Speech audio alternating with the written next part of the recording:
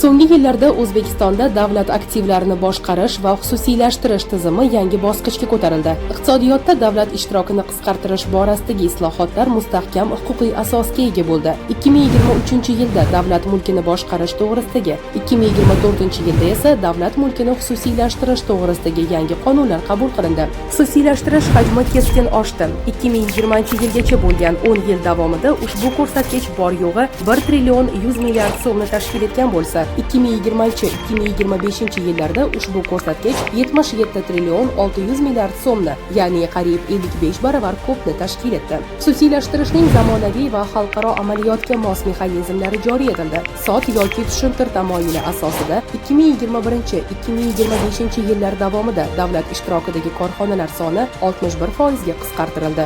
Yirik va strategik aktivlarga xususiy kapitalni jalb qilish yo'nalishida ham muhim natijalarga erishildi.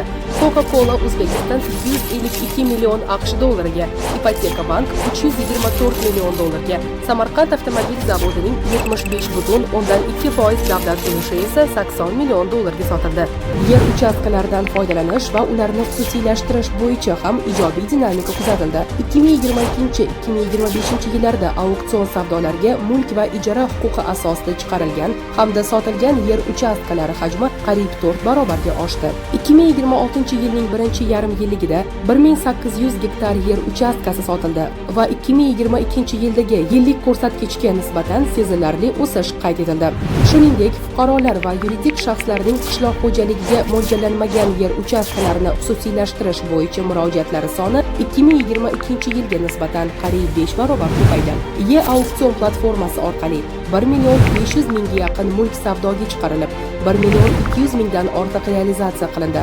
Tadbirkorlar uchun aktivlar qiymatini bo'lib to'lash, chegirmalardan foydalanish va davlat mulkini uzoq muddat ijaraga olib to'g'ridan-to'g'ri sotib olish imkoniyati yaratildi. 2030-yilgacha nodavlat sektor ulushini 85% ga yetkazish, davlat ishtirokidagi korxonalar sonini qariyb 6 barobarga qisqartirish rejalashtirilgan.